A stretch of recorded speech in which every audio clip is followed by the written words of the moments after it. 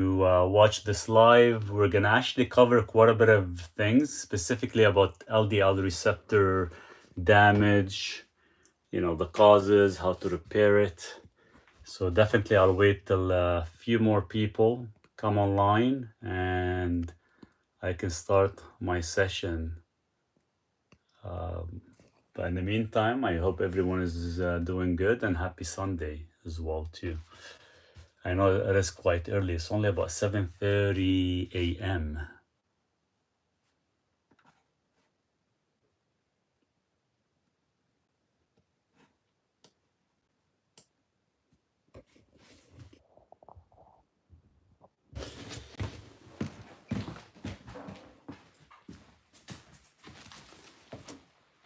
Here, come out.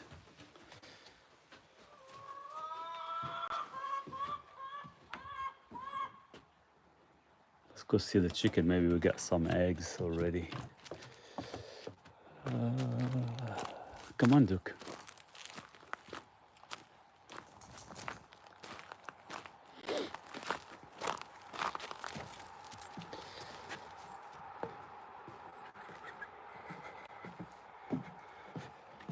I hope you guys are doing good. Happy Sunday. I know it is early, but yeah, we'll play after. Play after. Sweat. Sweat. Sweat.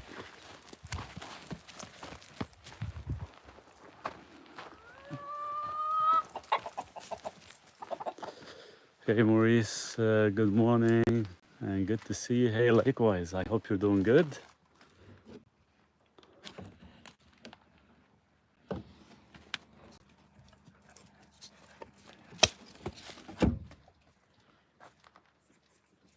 I think there's only one egg. Let's get it. Here, watch out. Go see what they're doing, Duke. You're full of mud. Give me a second, guys.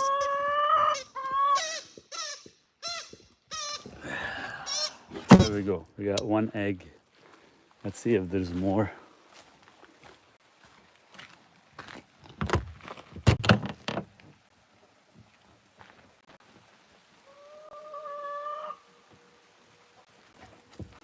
Still one egg. Here, you want to smell it? Smell it, yeah. It smells good. Let's go put it inside. Come on. There we go. There's Duke. Let's go put it inside. Smell it. Okay.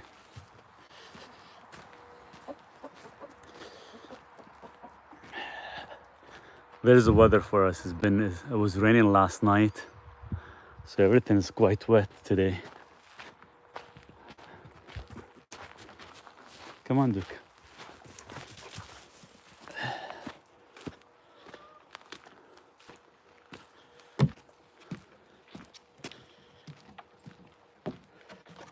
Keep going.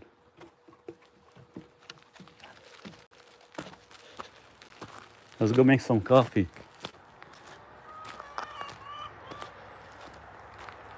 So I think the chickens are ready. They should be by next week, probably heading 20 weeks old. So hopefully we should start to see a little bit more eggs. I only have one of them. It's roughly about 22 weeks old that has been laying. So maybe next week I can start to have like 6 eggs in total.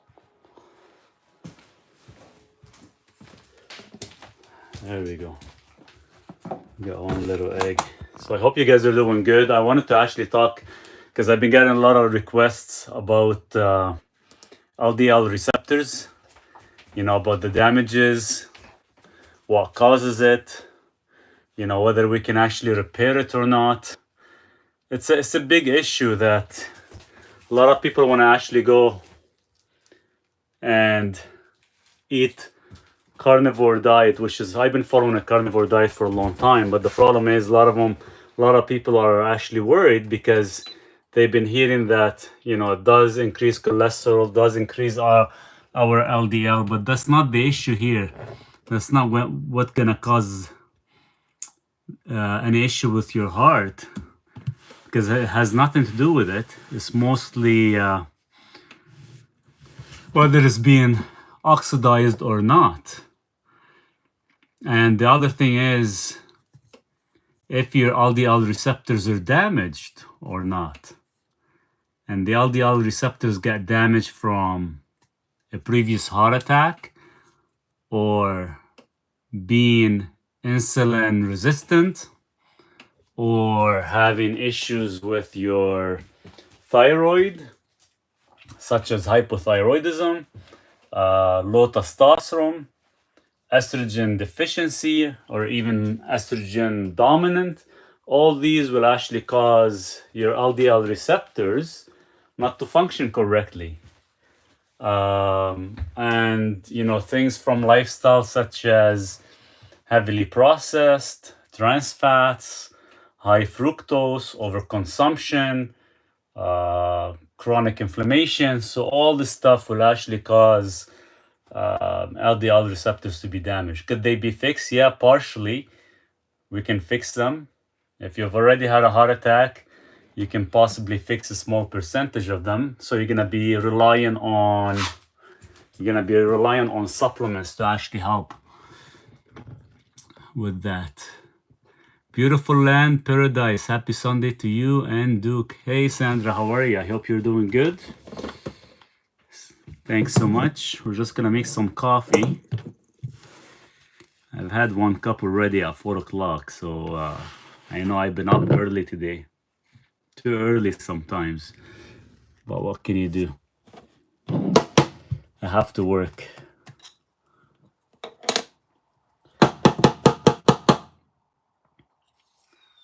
Good, thank you. So we're gonna make some espresso. Blaine, was the Grinch's heart condition due to low magnesium and taurine levels? Possibly.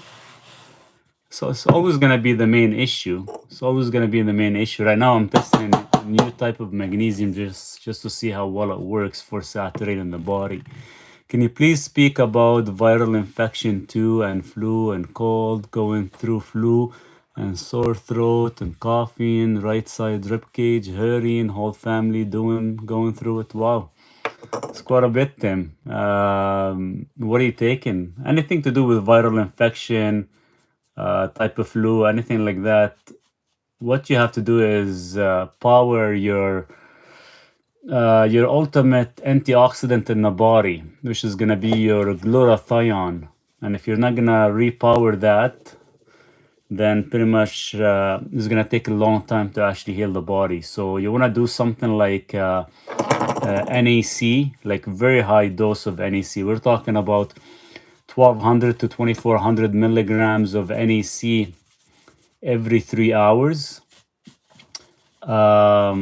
With elderberry, and that's the only way you can actually help the family and help yourself with it. But you have to do the NAC.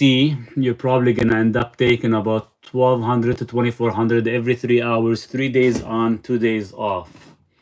That's how the process usually works. And on the days off, you're gonna see how you feel. If you feel good, then you have to do the cycle again. If you don't, you just continue with that same cycle. How's your slug bottle going? Yeah, it's going okay. It's we still got them quite a bit here, Blaine, but I haven't really been doing much of the greenhouse this year because the weather hasn't been that good at all. I just wanted to do cucumbers, but that didn't really work out as well. And so I kind of focused on finishing the chicken coop and all that. And I wanted to go, I thought, sometimes we waste our time doing a greenhouse and all that stuff. I don't eat plants at all, but the only thing is I enjoy just the cucumbers. So I end up focusing a little bit more on the chicken coop and quality and all that. Because I rather have like 6 eggs a day than to worry about a cucumber to make it with these slugs. But on the ground, I got some DMSO. I've been spraying some DMSO and stuff, and there's no slugs been surviving at all, which is good. elderberry, is that a supplement too? It is a supplement. You can actually buy it as a liquid or 100% pure liquid. And you can actually make it. Or sometimes you can even buy them as, I don't know if I have any. There. You can buy them as a dried, there you go. The dried berries. This is elderberry as well too. And you can actually do about a tablespoon and some water and make it into a tea. It works really, really good. It's very powerful, especially if you're feeling like you're having a flu or anything like that. And I mix it with the MCT oil as well, so you can actually absorb as much polyphenols as possible. And I would take the NAC. So that would be like a perfect mix, Tim. But keep in mind, whenever we have a flu, whenever we're sick, the body overuses magnesium. Magnesium is going to be your number one to take. Magnesium, you want the magnesium L-threonate because it passes the blood-brain barrier and actually it saturates your cells a lot faster. That's going to be your number one. Your number two, of course, you have your NAC and stuff, but you need electrolytes, like proper electrolytes, because the body's losing a lot of fluids and you need that fluid to be replenished correctly in your system. Your deck roofing is looking great. A nice place to relax with Duke on a rainy days. Oh, it is. It's been nice, actually, Blaine. It's not bad. And I do need it because, trust me, it's been raining for the past couple days. And sometimes you can't do nothing. And just sitting on the deck has been awesome. But I know as of, like right now, as soon as we hit August, it starts to get quite chilly in the evening. It's crazy. Like our summer here is so short. Like really, really short. But we get to enjoy the best of it. Let's make some coffee, heat up the cup very fast. When you do your garlic pickles, all you use is apple cider vinegar and some water. I don't use any water, no, just pure apple cider vinegar. Just watch your other live last night. I'm gonna make my own. Yeah, so all you gotta do is just peel the garlic. Just 1 second.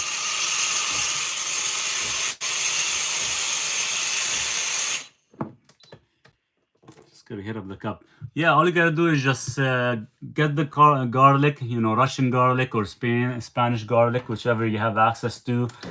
Peel them, put them in the glass container, and just add apple cider vinegar till you cover them up really well. That's all you have to do. Let them sit for about 10 days in a nice dark sealed glass container. Then after 10 days you can start to use them. I've done these back in 2022, so I've had them for almost 3 years or so. So they last a long time. They don't need no fridge or nothing. I did about 4 or 5 of them. Sorry, did you also, hey Matthew, how are you? Hey, did you also mention vitamin C, D too often having colds? Yeah, whenever, like vitamin D, usually I do highly recommend that. And usually not a lot of people can believe into it much, but it's all about immunity, right? So you have your vitamin D and zinc more than the vitamin C. Vitamin C works not bad. I like the vitamin D and the zinc. The problem is vitamin D, you cannot just take, 5,000 or 10,000 IU. You actually have to cycle it. You have to take about 100,000 to about 200,000 international units, 2 days on, 1 day off. That's the high number you need to actually take for vitamin D for it to actually work. And no, there's no side effects. It's not going to cause calcifications or anything like that. Because you're not taking it for too long. You're only doing it for about a couple of days till you get rid of the sickness and stuff. Vitamin D is very, very important because it is a hormone. But yeah, I don't really take much of the vitamin C. You don't really need it. It all depends on your diet and how much fructose or sugar you consume. But it varies. That's going to be your vitamin D, your zinc. If you're going to take 50 milligrams of zinc, you just got to make sure you're taking some copper so you can balance it. Yeah, I take about 100,000 international units whenever you actually get a flu or cold. Works really good. I've taken 250,000 international units a couple of years ago when I got sick. So yeah, it's excellent for your body. We needed it.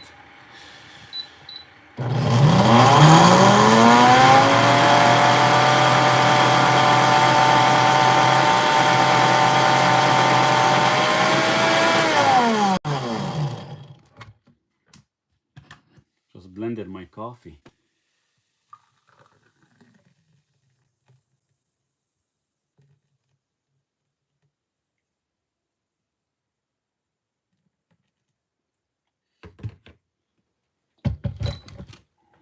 There we go.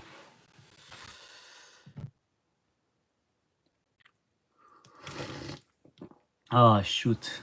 And I dropped it. It's like full to the rim. I don't know why it's so much.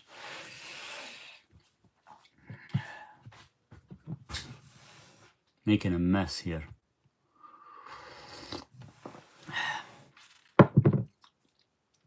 Yeah, there's no side effect.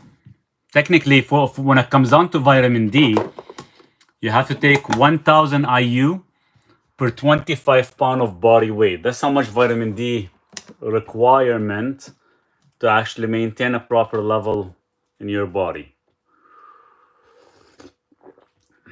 The only reason you get palpitations because you don't have enough magnesium to actually help deliver vitamin D correctly. See, vitamin D does not work correctly. It becomes like a waste product. And that's why people have issues, let's say, with calcifications. It becomes a waste product because you don't have enough magnesium in your body. Or some don't even take magnesium because you need to actually balance it. Do you take vitamin D with K2 separately? I do take K2 separately, and I do recommend taking K2 in the evening because that's when you actually regulate your calcium. And I take about 500 micrograms of K2 every single day. Hey, let me show you guys my view today. It's beautiful. Look at this. They got the clouds. The sun is starting to come out, but it's going to be a cloudy day today. I took 20,000 international units vitamin D with K2 when I had a flu and vitamin C2 different times. Yeah, you could. Vitamin C, I'm not a fan of the vitamin C as much, but yeah, vitamin C is good as well too. But yeah, vitamin D is gonna be your ultimate.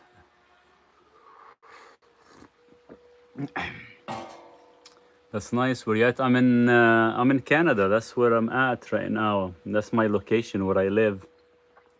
There is enjoying the sun. Vitamin C, liposomal. If you can get liposomal, that would be excellent. 100%. 100%. I need to get me a stand for the phone. I broke one of the stands. Now I'm actually holding the phone by hand. I'll see if I can set it here. Hopefully I don't drop it. Hopefully we don't drop it on the ground. There you go, big. There you go.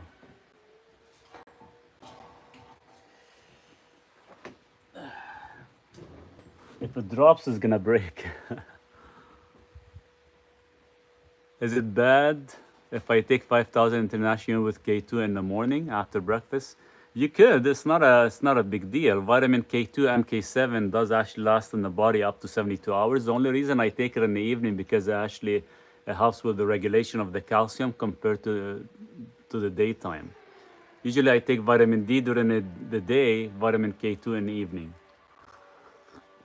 And you can take both of them at night if you want too. So depends on what you eat. I only eat one meal a day.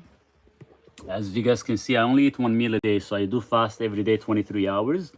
And I take everything in the evening. All my supplements I take are in the evening. And the time frame that I do consume my food is between 5 p.m. and 7 p.m. So that's the optimal time for consuming your food after a 23-hour fasting.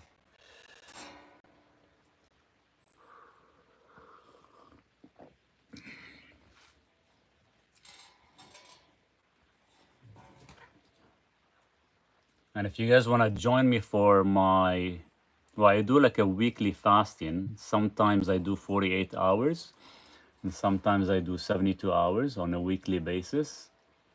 So if you guys are interested, we can actually all do it together and see how you guys feel. And I can teach you my electrolyte drinks that I make. I tried almond, but I get palpitations yet again. But all that fasting probably messes with my electrolytes. Yeah, you're probably not taking enough electrolytes, and your palpitation is gonna still be there until you actually fix your magnesium. I would highly get some magnesium althreonate. It is one of the most expensive magnesium, but that's gonna actually help saturate your cells much faster. Thanks for the advice of adding ginger to black coffee. I really like it now. That's awesome. How much ginger are you adding? Like 1/4 teaspoon? See, the coffee I'm having right now, it does have a slight hint of the ginger because I made ginger powder this morning, and it does actually gives it a nice flavor. Is it better not to eat at all when having flu? Usually, you're not supposed to eat at all because you want to give the body rest, so therefore it can heal. Because if you're not resting the body, or if you're not resting your digestion, your body's being overstimulated to actually worry about digesting the food and not focusing on healing the body. So yeah, minimal eating, increase your fluid, being as electrolytes as possible. So the magnesium glycinate, it does make you relax, right? It does make you relax, so it is good for actually sleeping. But the magnesium althreonate, because it crosses the blood-brain barrier, is gonna actually hit at the cellular level much faster than glycinate or citrate or even malate. So therefore, you can actually increase your production of magnesium much faster. Even though they sell it and they claim it's only good for the brain, it's actually is good for the brain and the heart.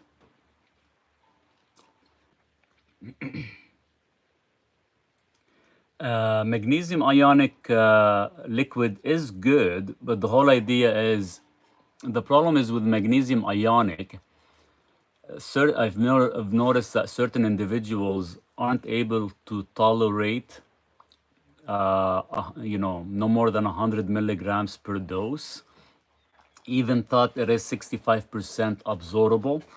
The problem is some of us don't have proper issues with absorbing it, or we're not producing enough bicarbonate from our pancreas. So having the magnesium threonate will bypass that and it'll actually get absorbed a little bit faster for certain individuals. But yeah, like I take magnesium ionic chloride 3 times a day. I take magnesium glycinate at night. I take magnesium althreonate in the evening as well too, at a high dose. And the only reason I do that is just so I can actually cross it faster, but as well satisfy the brain. When you satisfy the brain and the heart, you actually increase your HRV. So HRV plays a huge role in this, and not a lot of people look into it in details as they should, because that actually triggers and tells us how well your mitochondria is working. Because every issues that we occur, every disease, all has to do with your mitochondria not functioning correctly. Do you take malate too? I do take, I have about 4 or 5 different types of magnesium. I do take malate once in a while, not all the time, mostly for energy.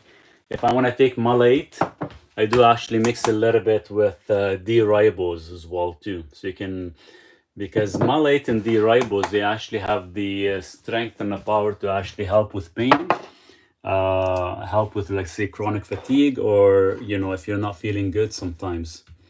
So they actually work really, really well. So I have a lot of different combinations. um, that I actually test and give, my recommendation based on how I feel for the testing.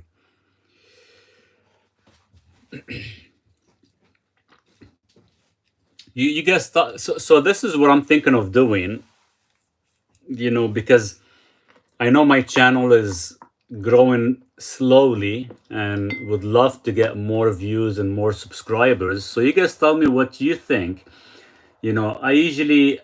I should be making at least like 3 videos a week. And I thought instead of me making videos, like these long videos, I can do some live chats. And this way we can have the interaction. And this way you guys can kind of, we can do it where you want to talk about a specific subject we can focus on. Today, I know I wanted to talk a little bit more on the LDL receptors because I've had a lot of people, a lot of you guys send me requests. And you guys tell me if you rather me do it live than creating videos. Then I rather, I like to do the lives more because it's more interactive. You guys let me know what you want. Magnesium althreonate works good for me right now. Was still experiencing some palpitations when I'm using magnesium chloride. With time, it will adjust. I'm trusting the process. And the whole idea, Sandra, is once your magnesium, your RBC magnesium, is below 6 milligrams per deciliter, that's when you actually start to experience palpitations because you're actually deficient. We need minimum 6 milligrams per deciliter or higher to actually prevent palpitations, atrial fibrillation, or anything like that. But the main cause is because we lose magnesium, because we have contraction and relaxation. Calcium contracts, magnesium relaxes. And when that happens, we end up having palpitations. But vitamin D plays a huge role in this. It has to be at least 80 nanograms per deciliter. And while you're fixing both, sometimes it is good to take hawthorn because hawthorn will actually help with the process. Lives are awesome. You could also do short 10-minute video talking about an issue just so we have a collection with all the advice. Sounds good, Matthew. I'll do that. I like that. Thank you. What is the max magnesium threonate to take? About 2000 milligrams a day.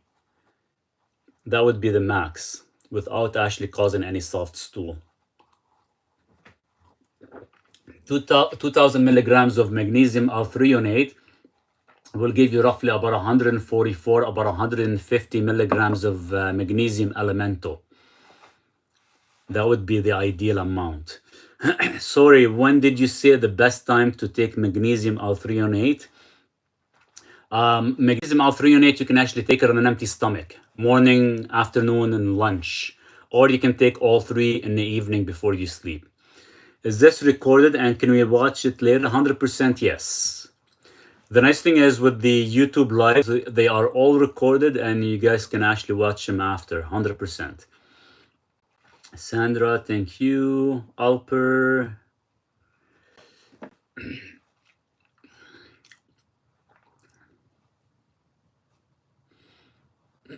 So I wanted to actually just mention one thing when we're talking about the LDL receptors. Based on the questions that I got, because I have another screen open right now. And one of the question I had, what is the, is LDL receptors, could they be repaired? And yes, in most cases, but if you already had a heart attack, it could be partially repaired. And you will have to be on supplementation almost for the rest of your life to prevent oxidization of your LDL, for example. So, but yes, it is. Now, keep in mind, the receptors turnover is roughly every 10 to 20 hours. So if you have issues with, let's say, LDL receptors, just make sure, you have that turnover is roughly about 20 hours. So fasting or going on an OMAD A single meal a day would be actually the ideal level to actually prevent any damages from occurring. So are we measuring the magnesium core amount of the milligram of the magnesium threonate to get 2000? So what happened is with the magnesium or threonate, they're all standard about 2000 milligrams, some are 1000 milligrams, but always look at the elemental. The elemental is how much magnesium is actually entering the cells. And based on some of the companies, the magnesium althreonate of 2000 milligrams, you're actually getting about 144 or 150 milligrams of elemental. So that's plenty enough to get throughout the day, because the elemental is the amount we need to actually be saturating correctly. The problem is when you're getting magnesium, let's say magnesium bisglycinate, it would say 200 milligrams. But out of that 200 milligrams, you're probably getting about 25 milligrams or even 10 milligrams that is elemental. The rest of it is glycine as a compound added to the magnesium. So the amount of how much we can get into our body, technically, the body is designed to actually get roughly about 200 milligrams of elemental every 4 hours. But the problem is not everybody is equipped to be able to absorb that much elemental at a time. We will never be able to absorb it. And that's why a lot of individuals, sometimes they end up having soft stool effect because they're not able to absorb it. So we need to gradually work our way up with it. Do we need 2000 milligrams elemental magnesium? No, you don't. Just, you will never get that much. You will never get that much into your body. And your body will never be able to absorb that much. So every time you drink water or spring water, we're getting like a small amount of elemental.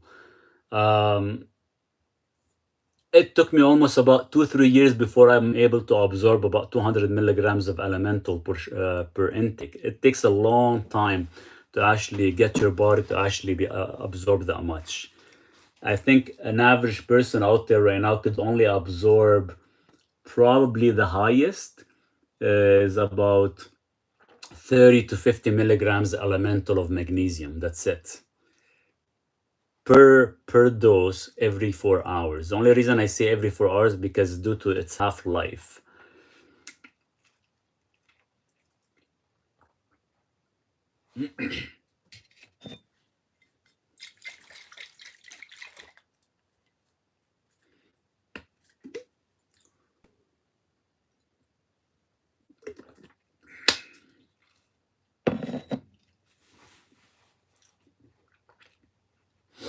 And in taking magnesium ionic chloride and taurate in the AM and glycinate, citrate in the PM. Was going to order malate.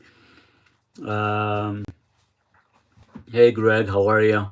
I would actually wait on the malate, and since you already have glycinate, citrate, I would maybe add the althreonate instead, if you want to do it that way. It's going to be a little more powerful for you, and this way you're going to get a little bit more into your system, because glycinate is going to be absorbed really well. Citrate is not bad. It's going to focus a little bit more into your gut, so it's going to enhance your gut so you can actually absorb more. Malate, it is like an energy molecule, but you can actually, if you can get the althreonate would be good, because you're going to actually saturate your cells a little bit faster, and it's going to actually cross your blood-brain barrier compared to the others where they don't. The current one, there's two different types of althreonate. There's one, it's a patent design, and it's more bioavailable. It goes by the name of Magnet, I think.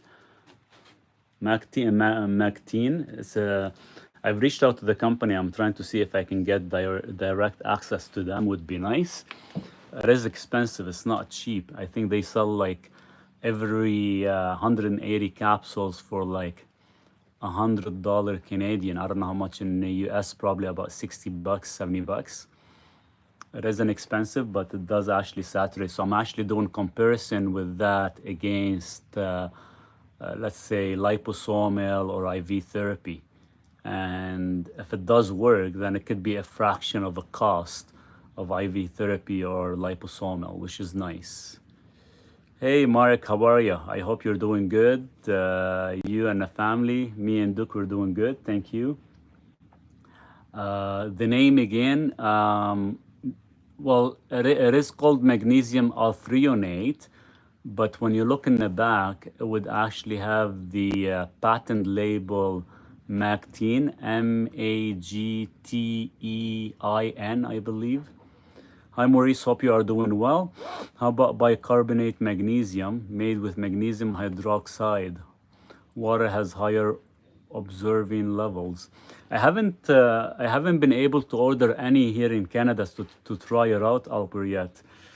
Every time I order it, it got stops on customs. I never really get it, so I haven't had a chance to actually test the magnesium hydroxide. Would love to try it out to actually give you guys a better understanding or a better result. If you tried it, let me know how it works for you.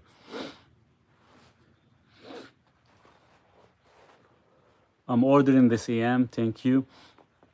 Yeah, the one I've ordered is from iHerb, the one I've been currently testing. I'm testing another company here from Canada, goes by the name of Canprev. I've been using it a few years now. How you like it? And how's your RBC magnesium levels? Which supplements should kids take, please? Supplements as in what?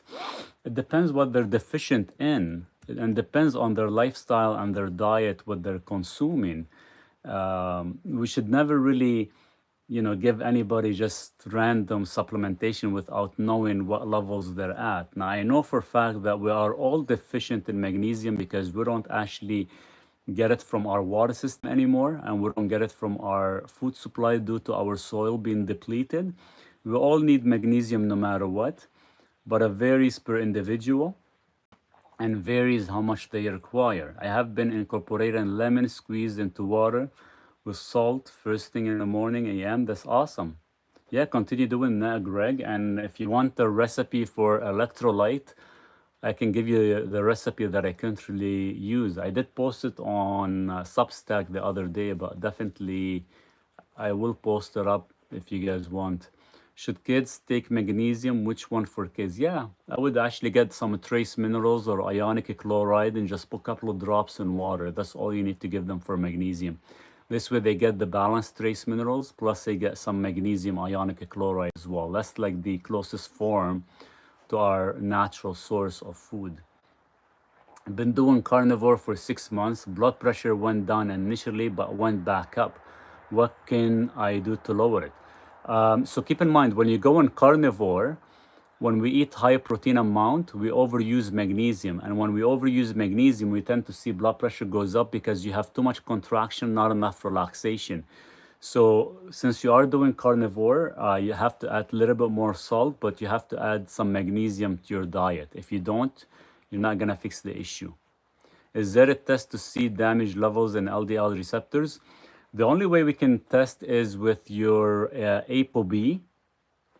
ApoB will give us a true answer of how well your LDL receptors are functioning. And I always tell everybody, whenever you get your ApoB, check your ApoB and your ApoA1, and the ratio should be below 0.7. If the ratio is above, that means we have a little slight problem. But ApoB by itself as well too, it gives us your LDL receptors, how well they're functioning. The only other one that I would actually check is like your most your indicator, your LDLP, which is the particle number as well too. But the ratio is good. The ApoB is excellent to check, and like the way you can tell you have what you call like a healthy LDL receptors. So your post-meal triglyceride response, as well your cholesterol synthesis markers. These will actually give us a little bit better picture. But if you're worried and you're not sure whether you have healthy or not, one of the best thing you can do is berberine works really, really good. Niacin and reduced rice, these are going to be your top, but berberine is going to be top for LDL receptors. Even thought, reduced rice and niacin will actually reduce LDL, increase HDL. But when we're looking at receptors, you want berberine, and it's going to be one of your best one to actually work. But you got to take minimum about 1,500 milligrams of berberine for it to work really well.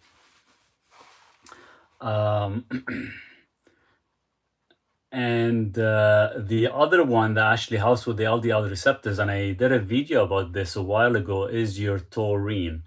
And you gotta be taking at least like a therapeutic level of taurine, which is at least 6 grams daily. Take coenzyme Q10, ribose, creatine with or without food. The coenzyme Q10 has to be with food because it does require fast soluble. Ribose and creatine on an empty stomach. Do you recommend, or do you take a multivitamin? I would never recommend anybody taking a multivitamin because it is a waste of money. Would never recommend that. Only kind of take vitamins, minerals based on the deficiencies you have. Another two great things that I actually like to use for LDL receptors, I know a lot of you guys are using, you have NAC. NAC is really, really good, and acetylcysteine. It does prevent your LDL receptors from becoming damaged. And one of my favorite as well too is astaxanthin. But astaxanthin, you have to take at least 12 to 20 milligrams daily. Type A, perfect. Blog, BioPQQ with or without food? Without food, empty stomach as well. BioPQQ, this is going to be like your ultimate mitochondria intake of a supplement. It's one of my favorite supplements, and I'm completely out. I was just seeing if I have any right now, and I'm completely out of it. Let's go back outside. Those NAC have any side effects on kidneys? No, the dose we're taking for NAC does not cause any side effect. I've taken, as long as you keep it at 1,200 milligrams per dose, you should be fine. You don't want to overtake too much of it. That's why we cycle it. But if you want to continue taking it on a long-term basis, then 600 milligrams twice a day is plenty enough. Oh, nice. Finally, the sun comes out. It feels nice and warm. People, Maurice talk on BioPQQ and coenzyme Q10, ribose for EF. Nobody mentions NMN. Won't this help with mitochondria too with TMG? Oh yeah, it does. NMN, I do have it part of the stack of the mitochondria biogenesis. 100% it does. 100%. It's one of the main things for other than ejection fraction, for biogenesis, like for mitochondrial biogenesis.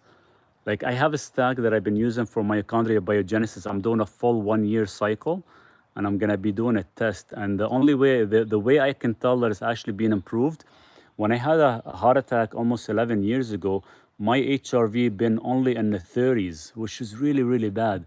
Since I started this stack supplementation to actually enhance my mitochondrial biogenesis, and went up from low 30s to the upper 50s right now. And I'm trying to actually see if I can improve it even better than a 50.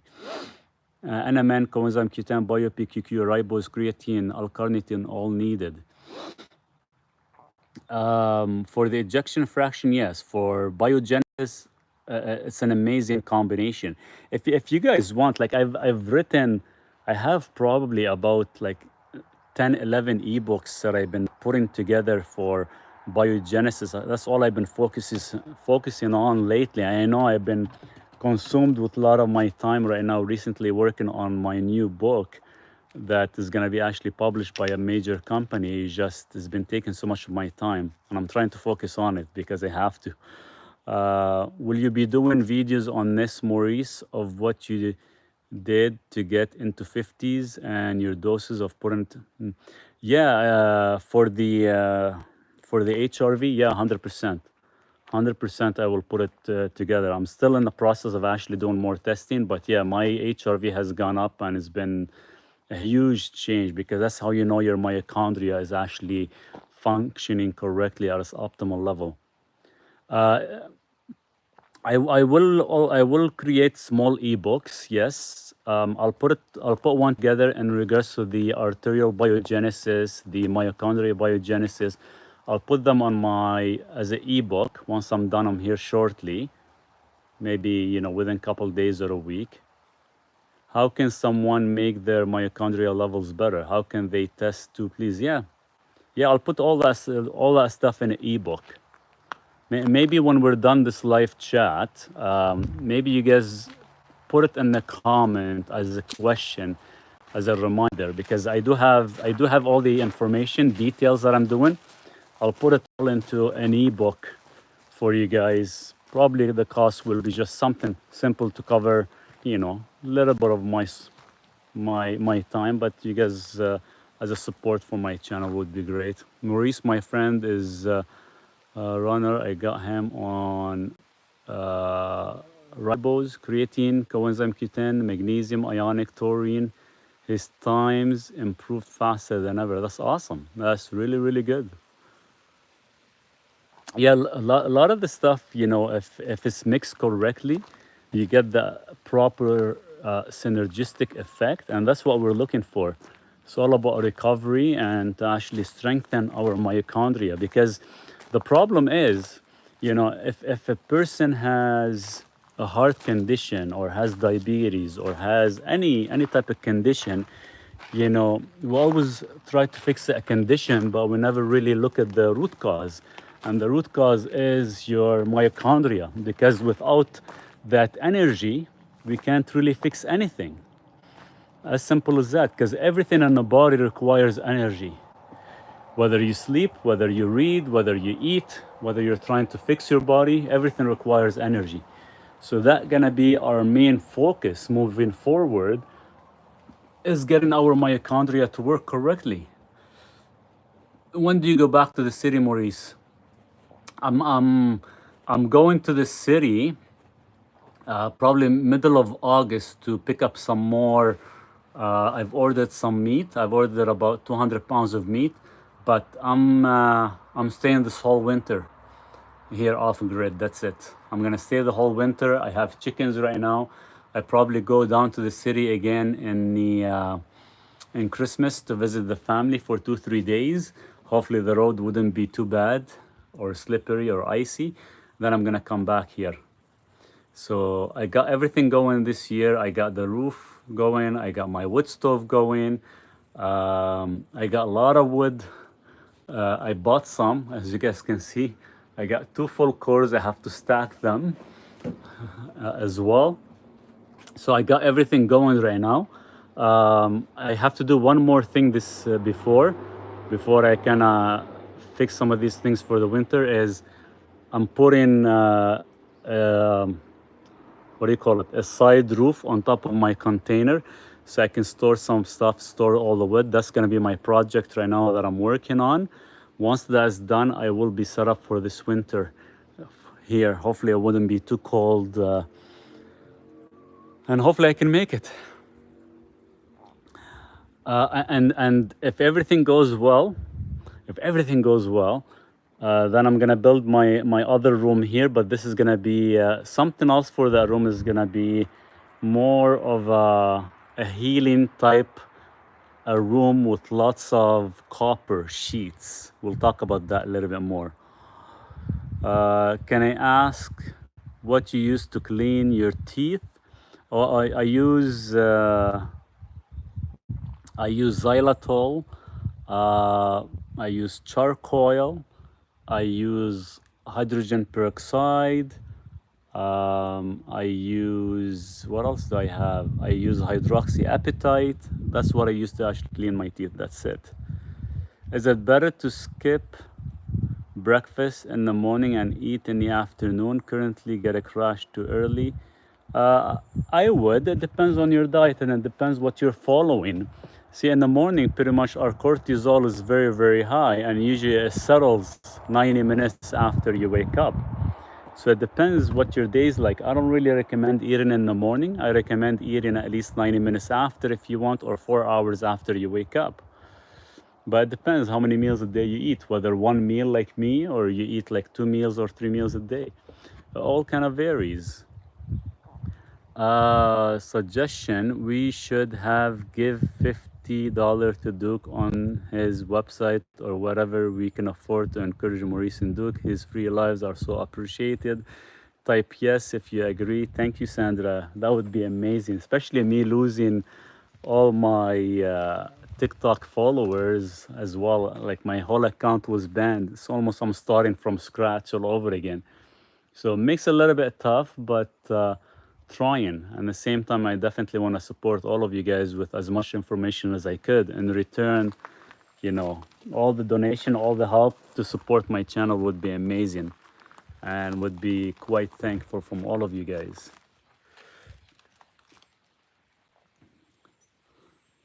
What? What did Duke say? Where's Duke? Oh, there he comes up. Hey, you. Hey. What do you want to do? Still chilly today. Hasn't been nice at all. Summer is over. Hey, Duke. Thank you, Sandra, for putting that out. Charles, thanks so much. All you guys are great. Hey.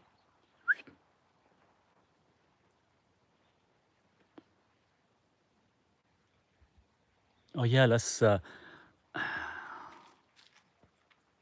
So we're thinking of making bone broth today. So maybe we'll get the wood stove started up. I know it's all wet. I don't know if we're gonna be able to get it going.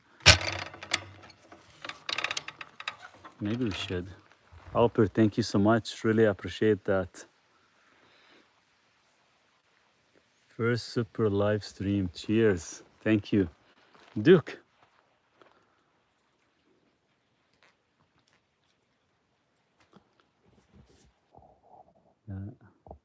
Gotta get me another phone stand because this one here broke and I'm just holding it by hand. But let me get the lighter.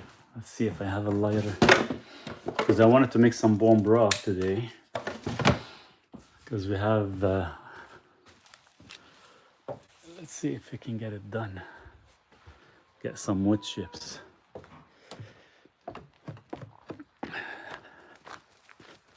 Duke, you gonna help me or what?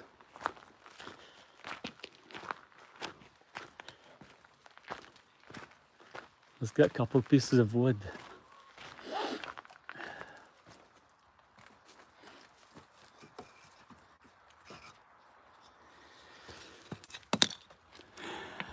Let's see if I got some on the ground here. Come on. Come here, Duke. We got quite a bit of wood I've been stocking every day, but it's not bad.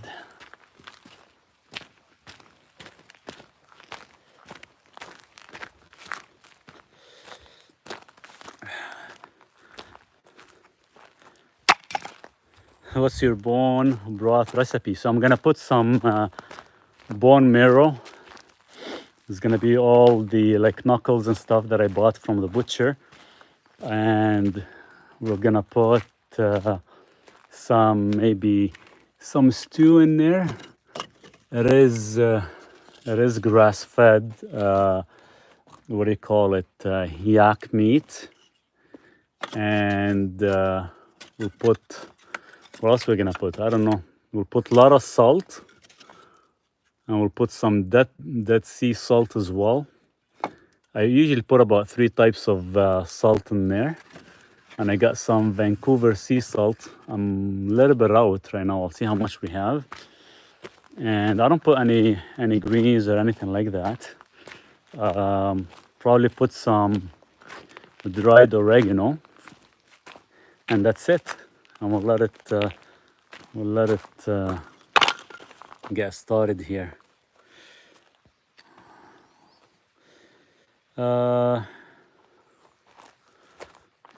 Trying to see the message. In hindsight, did you have any warning before the heart attack? And do you take aspirin or neurokinase to thin your blood? And no, I did not have any warning. I was always quite active. I was vegan when it happened. You know, woke up in the morning.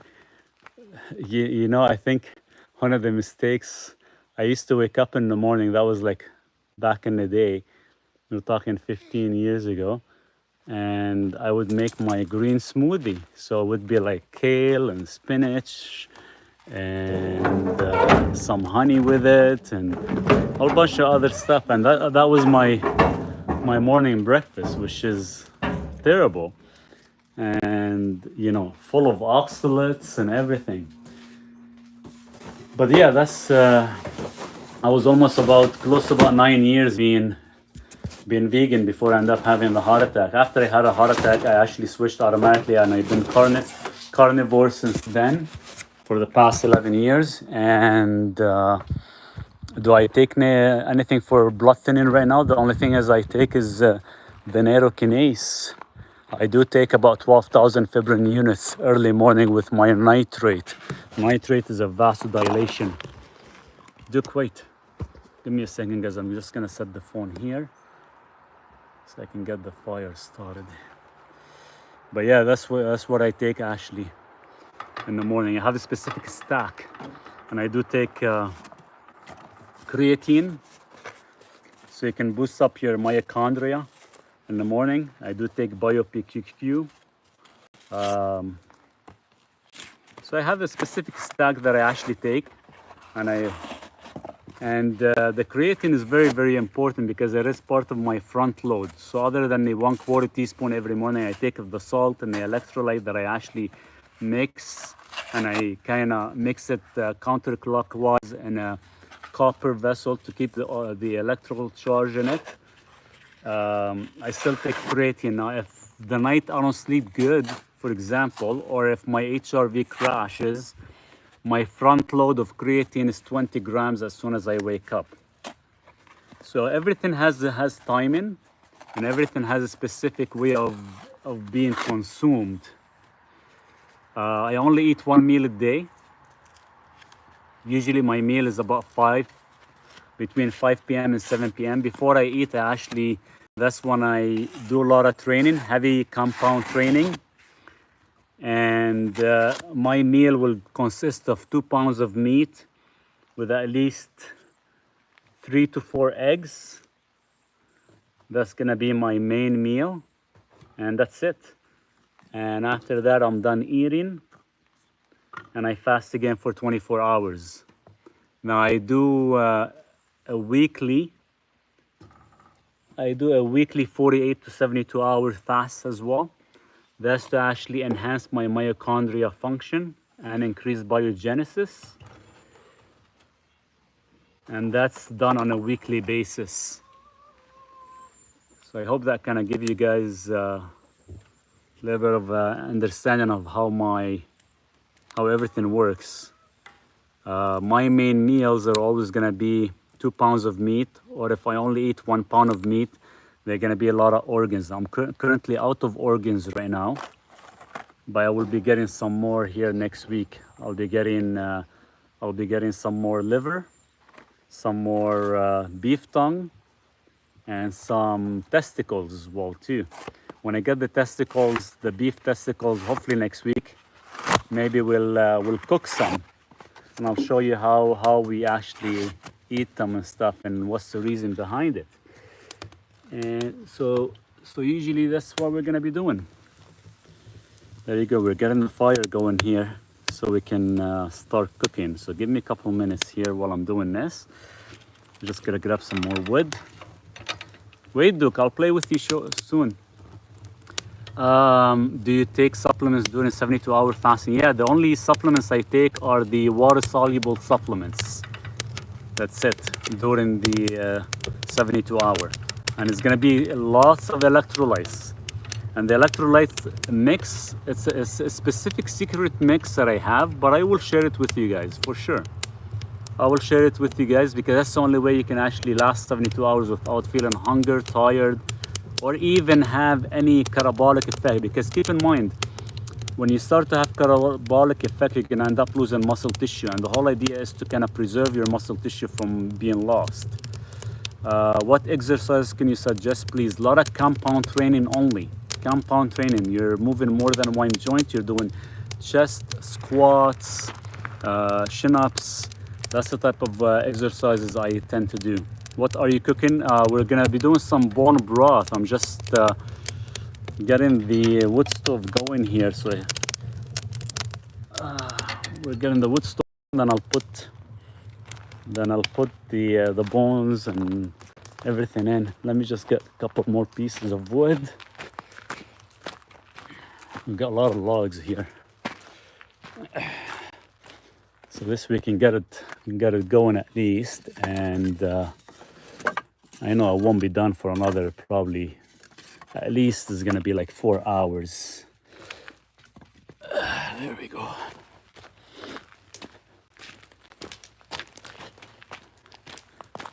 No, we'll make the meal, but I probably won't have it till at least 5 p.m. because they only eat once a day. So give me a second, guys. Let's put some more wood.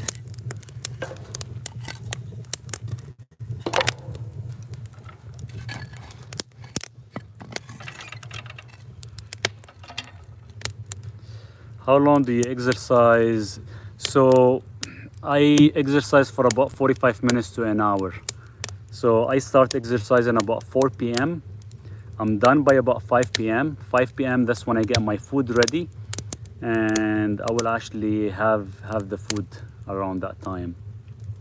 50 USA for Duke, just did it now on your website. Enjoy. Thanks so much, Sandra. I really appreciate that.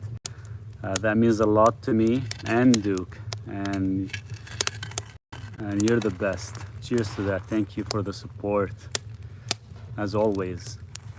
I have always wanted to ask you why it's okay to eat liver if its role in the animal was to detoxify.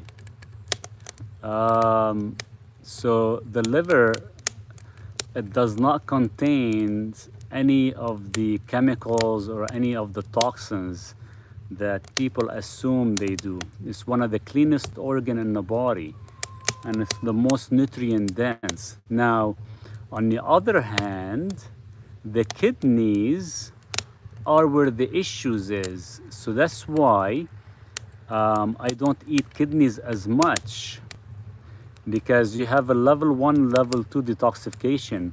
Yes, the liver contains all the enzymes and everything to actually help with the process of detoxification, but the kidneys are the one that actually stores it. And what happened is, that's why certain kidneys are available to be bought and certain kidneys are disposed, because some will actually have a unique smell to them. I'm not a huge fan of kidneys. I've probably, every 10 kidneys I bought, I probably eat one of them and I would throw the other ones. Not even Duke will eat them because they have a specific smell to it. And that's why there's nothing wrong with that, with eating nose to tail. It's just specific ones, things you can eat, specific things you can't.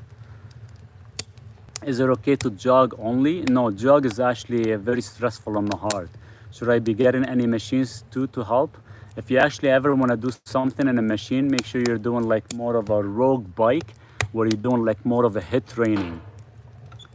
But yeah, I would never jog. Jog is the worst thing you can do. Do you cook liver? I eat it raw, but sometimes I like to cook it. If I want to cook the liver, that's when I actually add the garlic with it. Actually, it gives it like a really nice flavor with the garlic.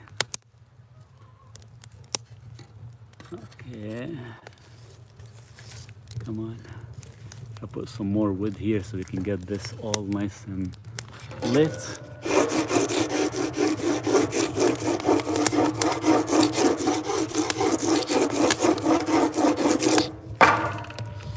Why is well, you put a lot of stress on the body. The body is not meant to actually go into such a stress state of jogging or anything like that. You want to do it like nice, fast, and get it done with. And you want to keep it, you know, simple, because it's all about recovery. You want to stress the body, but you want to recover too.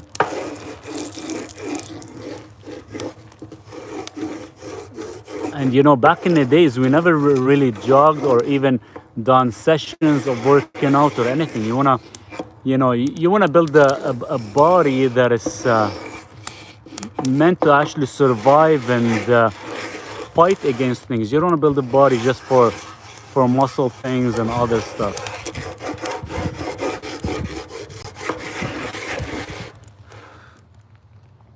I fry and ghee 100%. Kills the nutritional benefits, you reckon? When you fry it in ghee should be fine, just don't overdo it. But what happens is just because you're gonna lose some of the nutrient density such as the vitamins and mineralization, but that's about it. Now just don't overcook it too much.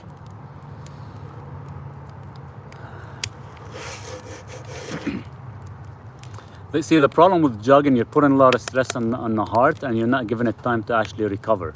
The whole idea is when we do HIIT training, for example, you're pushing yourself to the extremist, right? So you're doing 30 seconds as fast as possible, and after that you're walking for about 3 minutes. So the whole idea with the 3 minutes to allow the heart to actually go back to its recovery stage.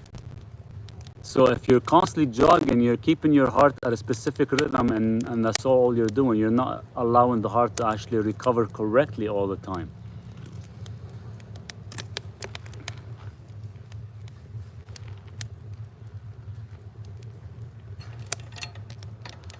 So this is getting nice and hot. Let's put one more.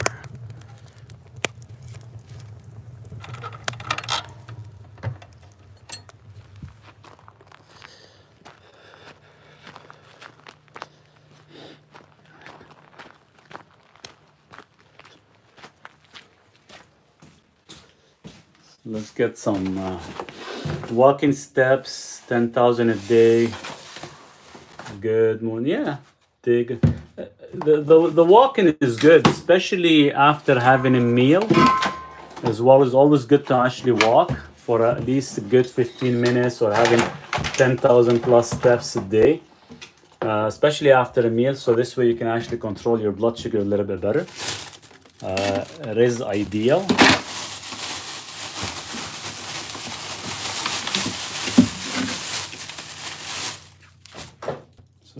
So we got some stew.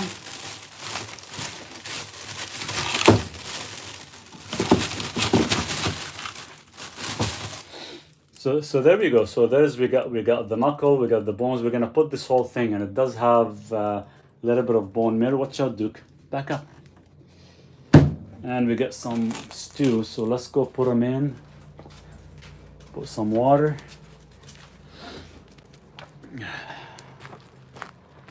And Duke is getting excited. He thinks it's his bone. I have to get him some bones. We're totally out. He got chicken still. Come here, Duke. I suffered eating disorder in my teenage years. Wait, Duke. Hold on. Let me set the phone down. Yep. Wait, Duke, that's not for you, bud. I suffered eating disorders in my teenage years. I would jog 1 hour and 20 minutes a day. Imagine what it did to my heart. It is in the past, but I think it affected my heart, my bones, muscle. It does affect because it drains your mitochondria and actually it weakens the system. You know, what we've learned back in the days is not entirely true, because what we've been taught is almost from a marketing point to actually destroy our system and rely on things, right? Was it hard to learn to consume all your calorie in such a little time? I can't eat very much. No, not really. I was always a big eater. So to me, it was like almost simple. Which liver do you eat, Maurice? Mostly yak and beef, lamb. Lamb, I don't have access to it as much. I don't mind talking about it, no shame about it, but please, lady, do not do that. Love yourself. 100%. 100%.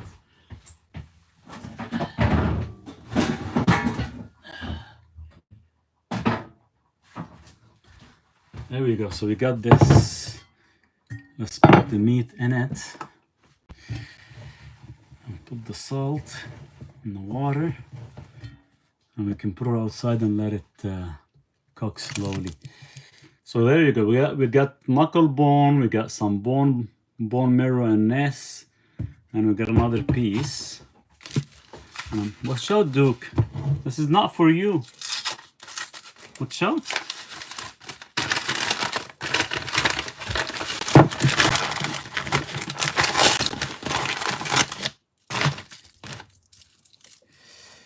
Good morning, Maurice. We have been making bone broth for many years. I recently came across an article that said not to cook for too long because of toxins, metal stored in the bones. There's heavy metals in everything. There's heavy metals in everything we eat, we consume from the bones, from the soil, from everything. It doesn't see, we actually consume organic and non-organic materials in our system. The system is so unique that it can actually maintain and actually detoxify certain chemicals from our system. So there's nothing to worry about. I cook the bones for about 4 hours, sometimes even longer. It's not something that we should worry about at all. And as long as you're actually practicing fasting, and I'm not talking about intermittent fasting that people do, I'm talking about prolonged fasting, and that's why I do about 48 to 72 hour fasting, is because you give your body a chance to actually detoxify itself naturally. So even though you're eating the bones and, you know, like I'm doing it today, I'm gonna put it outside right now and cook it, you could, your body will still flush out any excess chemicals from the kidneys by doing autophagy fasting. We're talking 48, 72 hours on a weekly basis. If you're not able to handle that, then do it, you know, once every 3 weeks. And that should be plenty enough, seriously. People are always gonna come up with this stuff. Hey, don't eat your salt, don't drink this, don't do that. This contains heavy metals. Like, come on, we live in a time frame where we have heavy metals falling from the skies. Let's just say, from like chemtrails and other things, water system, everything. So what would you, Chef Maurice? So what would you advise for beginners who would like to do exercise and train for heart health and overall? Zone 2 for the heart, and do all compound training, as simple as that. Compound training, keep it naturally. We're not here building a body for Instagram or TikTok. We're building a body that able to survive, right? So if you don't like to lift weights and stuff, lift sandbags, lift logs, lift stones, rocks, move your body and do tons and tons of squats to can actually stimulate your testosterone. We used to cook for about 24 hours and now only 4 to 5 hours. Yeah, well, I used to do the 24 hours like slow cooking, but on the wood stove I don't do it no more than about 4 hours. It's plenty. Usually I like to actually cook it enough where you can actually hold the bone and be able to eat it. That's how soft I want the bones to become, but I haven't been doing that here. Give me a second, guys. Just gotta pull a couple. Some salt.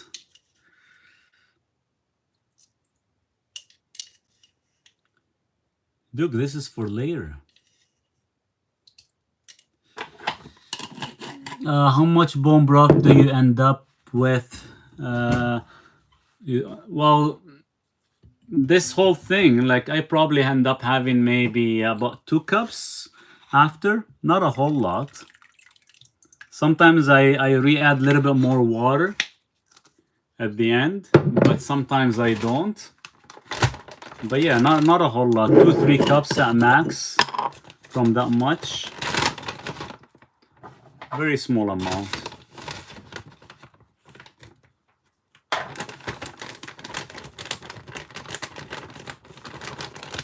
I'm sure it depends where the bones comes from.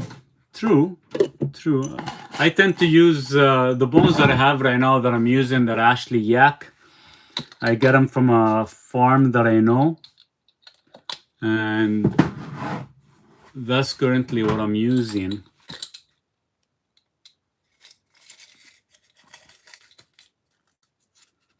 How can someone prevent losing muscle? Anything you can do. To preserve muscle, you need two things. You need leucine and you need HMB. HMB will prevent catabolic effect on the muscle tissue, especially if you're doing like prolonged fasting of 48 or 72 hours. Okay, let's see how I can do this. Let's go put this on the wood stove. Hopefully we don't drop anything. Because Duke is trying to actually take the meat. He thinks it's his. Don't worry, Duke, I'll give you some. Every time he sees a bone, he goes crazy. Give me, let's see, let's pull it up.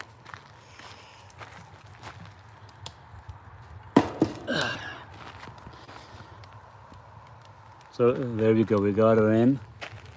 We got the bone going and everything. Let's make sure this is good.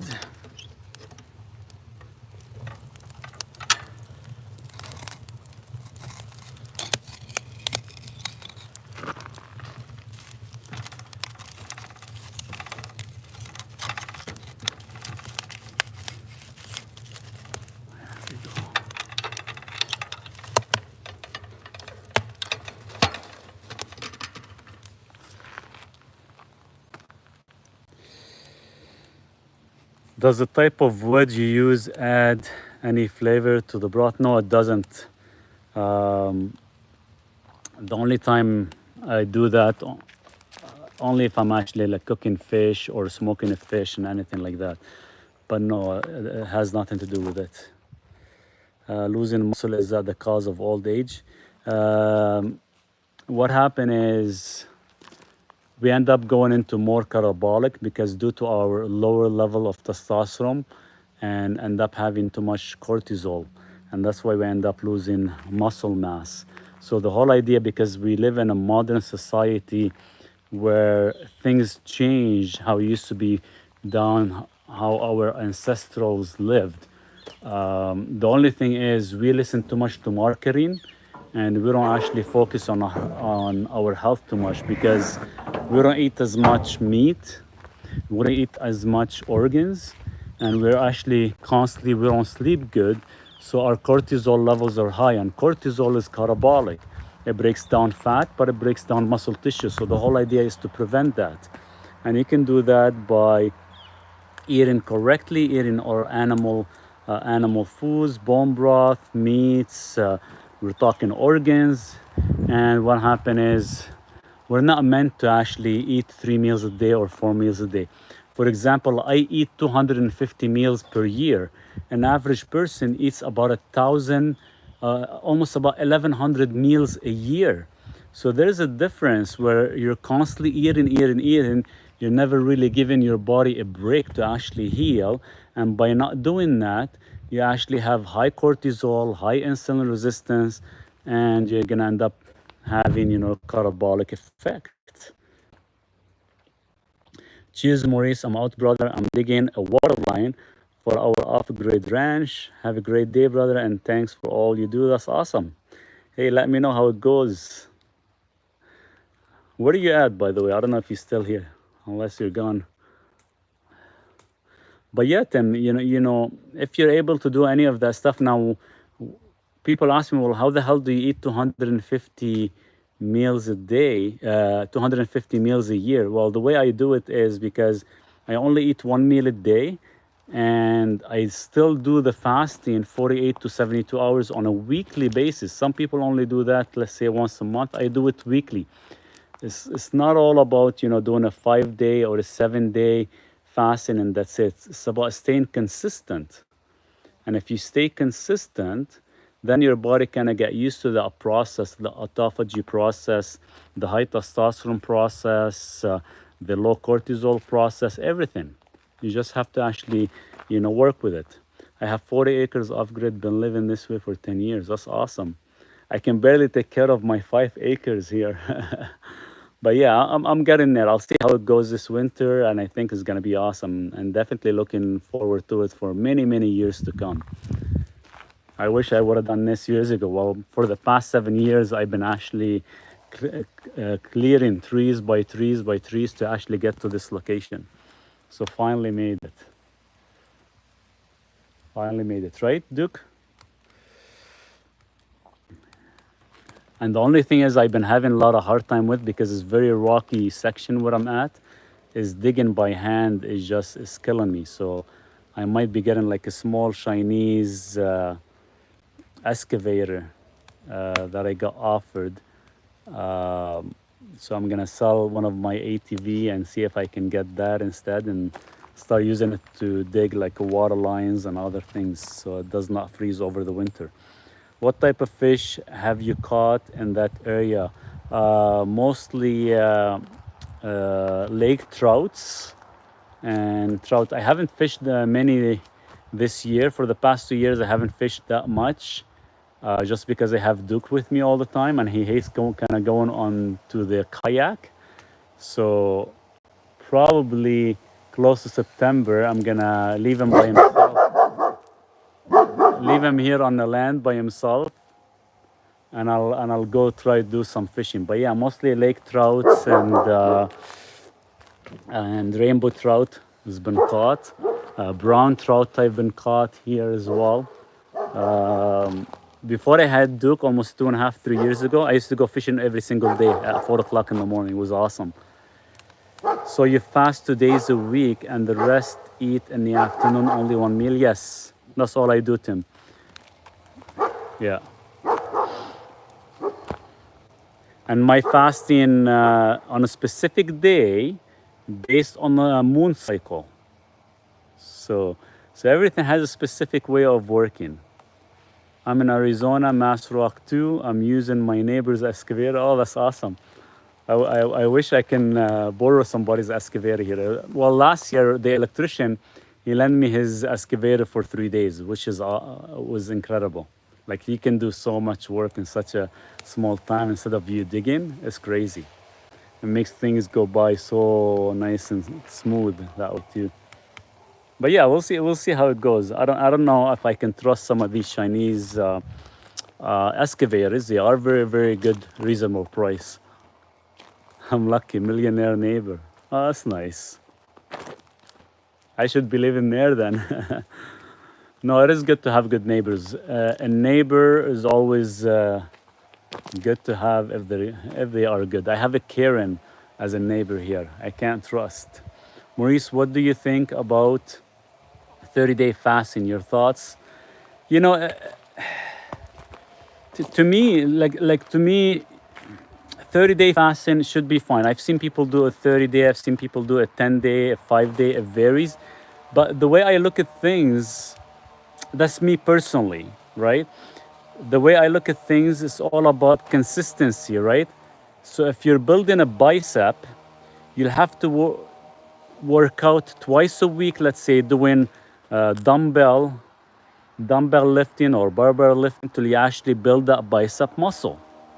So I look at fasting the same way. If we're doing fasting once a year or once in a blue moon, doing like a 30-day or a 5-day, yeah, it is gonna go into autophagy and clean, but it's not gonna heal that fast.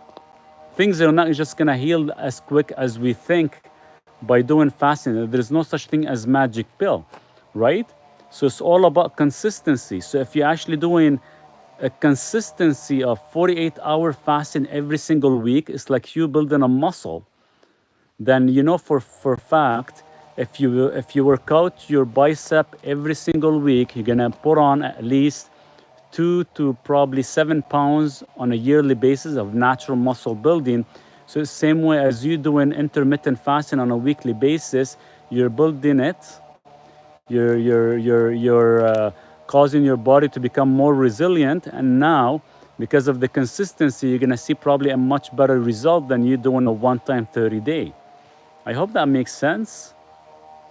Sounds good. Need to try that. Don't you get hungry in the evening, or you have more coffee? Well, I drink about 2 cups of coffee, and most of the day, throughout the day, I actually do all electrolyte drink, where I do like 3 types of salt with water to kind of maintain my electrolytes. And around 3 p.m. I start to get like really hungry. That's when I actually push myself and start working out. Once I push myself and start working out, then the hunger is gone till 5 o'clock, and that's when I look forward to it. When you say fasting, do you mean not eating at all, or do you have other rules to it? No, I don't eat anything at all for 72 hours, and I just drink electrolyte water. That's it. Yes, that's my aim consistently after 30 days. Okay, yeah, do the 30 days as a starting step in idea. And after that, if you want to do it consistent like I'm doing it right now to actually heal my heart, 48, 72 hours, that would be awesome. Freaking Karen, that's why I'm so remote. Stay safe, brother. Yeah, it's used to that. You take care of yourself. Keep me updated, and always good to see you on here. Is high cholesterol dangerous? I am reading mixed. No, it's not dangerous, only if it's being oxidized. And the question is, well, how does cholesterol becomes oxidized? Environmental stressors, processed foods, seed oils, too much fructose, overconsumption of carbohydrates. All these things causes inflammation, and all these things can actually cause your cholesterol to actually oxidize. So it's all about oxidization. So what you can do is you can get a lab work, and you can check your ApoB, your LPPLA2, your MPO. There's one is called OXLDL that will tell you whether your cholesterol is being oxidized or not. If they're not being oxidized, then you're good. Then you are good.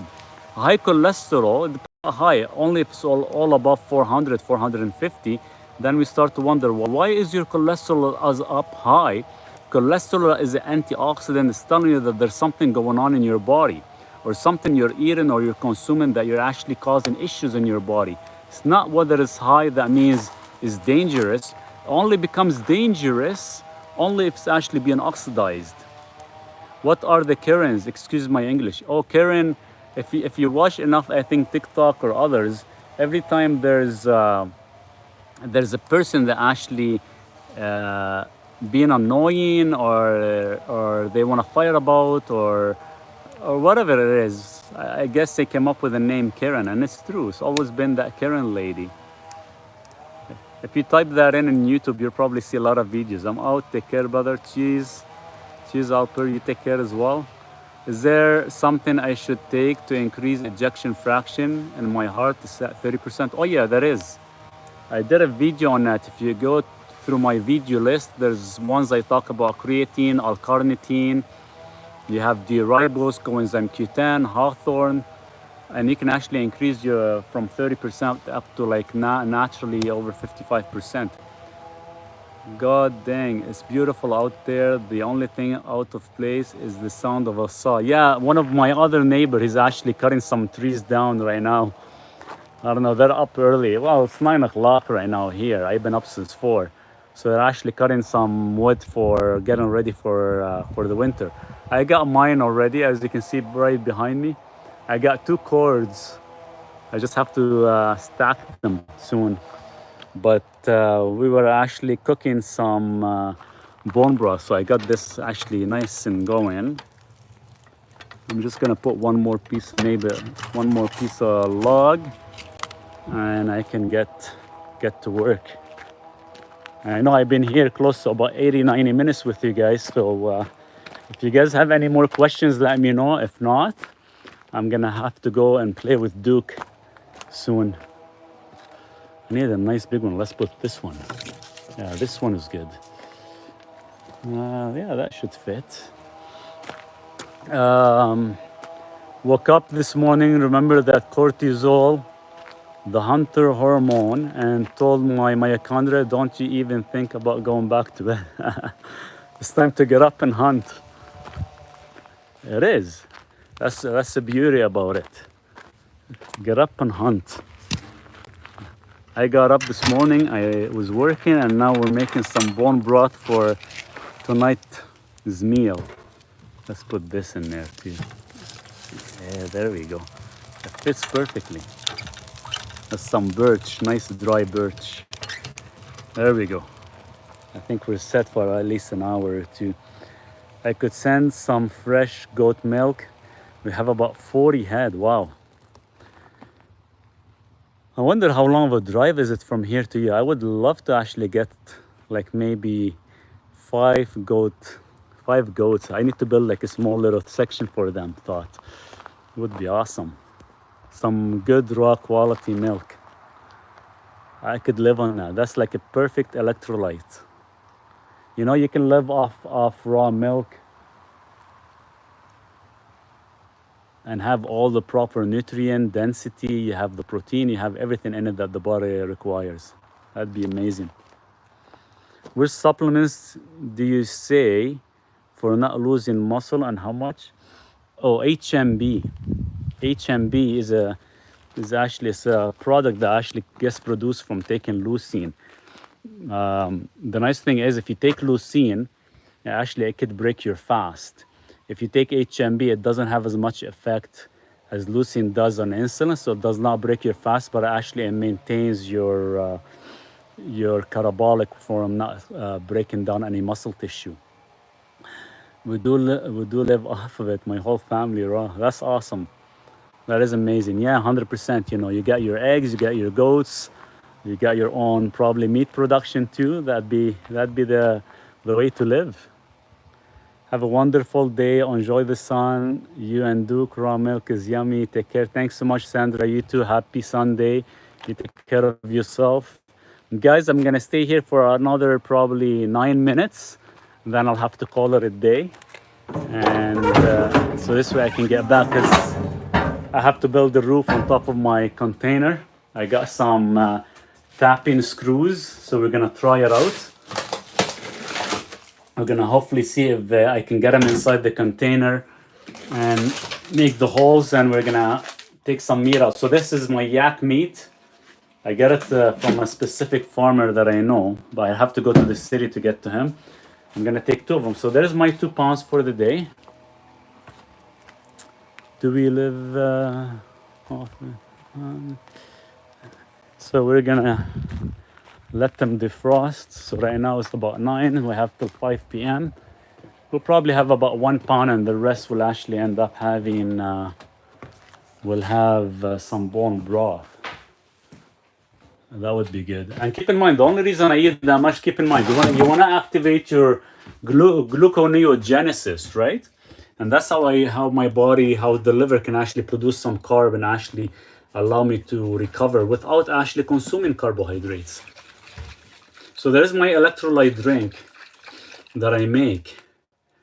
And that's what I drink for water. And in my filter, I put shungite stones to actually remove any heavy metals, any contaminations, anything like that from the water. Have a good day. Enjoy the sun. Raw milk is yummy. Take care. Cheers, Sandra.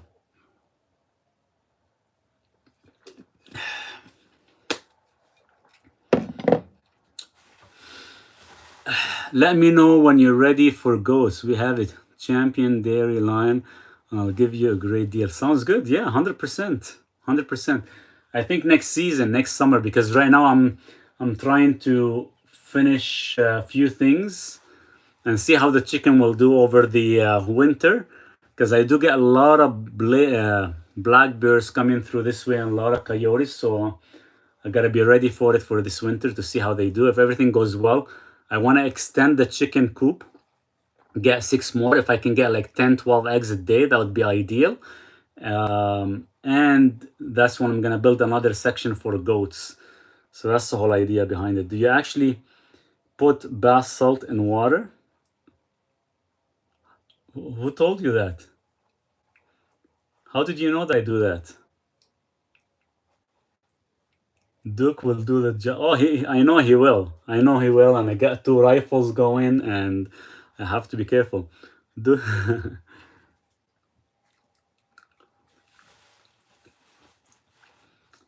Android, who told you that I use bath salt in my water? Did I mention it in my other live?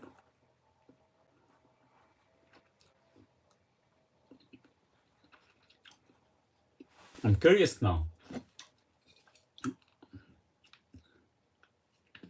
Maybe I did.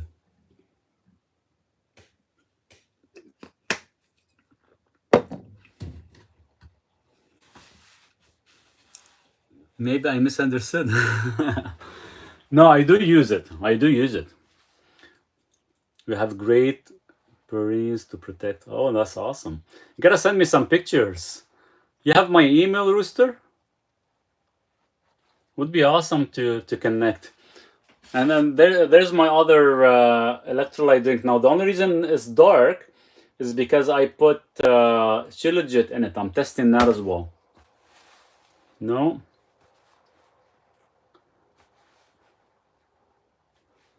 That'd be great. So I gotta see how long of a drive is it from what I'm at. Because for what I'm at right now to hit the US, I think the closest in the US I hit would be Montana. That's gonna be about a 6-hour drive. Wow, this is gonna be a big drive.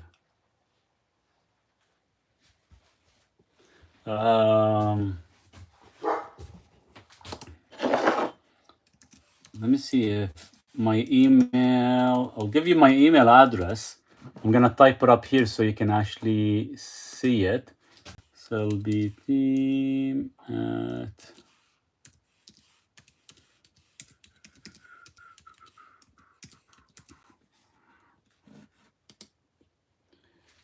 so there's my, I don't know if you can see it. There's my email address, team@mauricedeher.com. Hopefully you can see it.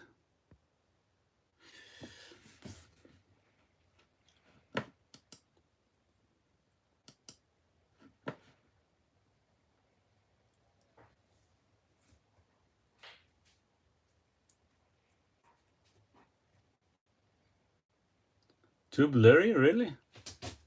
What about now? Is it still blurry? How's that?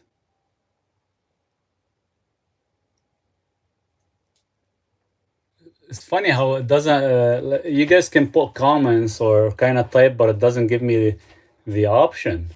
Would be nice if it does, but it doesn't. Pin, report, channel activity. Yeah, it doesn't give me an option to write it. Do you use anything to combat EMF when you're in the city?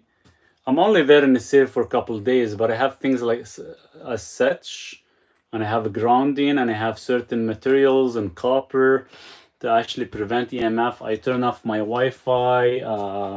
I do a lot of grounding and all that stuff. It's very limited. The stuff in the city, because no matter how much you protect yourself where you stay and live, you're still exposed from the power around you, the junk noise, everything else. You're still exposed by that. And Android, I do use Dead Sea salt. And yeah, the Dead Sea salt was actually meant for spa and bath and showers. I actually drink it, and you can actually drink it. There's nothing wrong with it.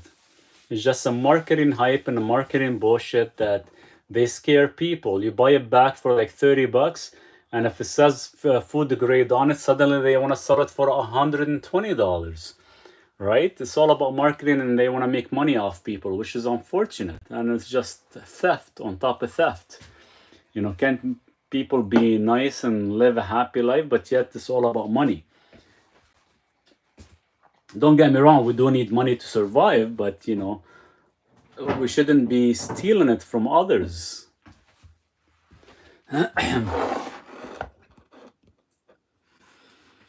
Okay, guys, I'm gonna stay another 1 more minute, and we'll call it a day. You guys, want you guys to have a good Sunday. I'm gonna put in the video description, because I know we're focusing on LDL receptors. I'm gonna put the stack of the supplementation to actually help with LDL receptors, and this is beyond just using berberine. Okay, so you guys can actually have an idea. Have you ever heard of red mint salt? Is it any good? I only Celtic salt. So I use 3 types of salt. I use red mint, I use the Dead Sea, and I use Vancouver sea salt instead of Celtic salt. The Vancouver sea salt is actually much cleaner form than a Celtic salt. But that's the 3 that I use. The only reason I use 3 different kinds, because each one has a different level of effect in the body. Let's say red mint supports the body to ground and heal. Vancouver sea salt allows the heart to actually function at an electrical level. Then you have your Dead Sea to actually allow the electrical charge to stay active. That's why it's very rich in magnesium. Very rich in magnesium. And they never tell you that. I think I got it. I'll hit you up. Maybe able to help you too with ideas off grid. Been doing this for a while, completely off grid. See you, brother, for real. Sounds good. Looking forward to it. Definitely, if you get a chance to send me an email, would be awesome to stay in contact. Definitely, 100%. Have fun with Duke area. Thank you so much. You take care of yourself. And I'll definitely continue kind of keeping you guys update, and I might start to do lives a little bit more often. And we'll go from there. Do you mix all salts together so I can buy that sea salt from Amazon? Yes, yes.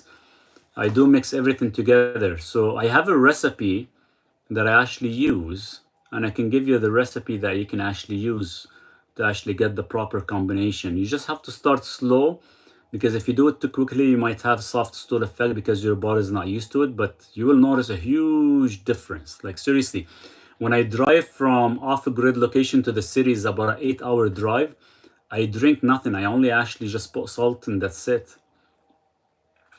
Do you see the documentary called The Man Who Wanted to Live Forever? No, I haven't. Maybe if you get a chance to actually put it in the comment, I'll probably check out the documentary. We all want to live forever, and we could. There's a possibility. We just have to actually get it done correctly without kind of exposing our bodies to too many things.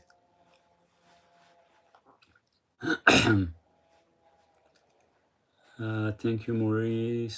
Sounds good.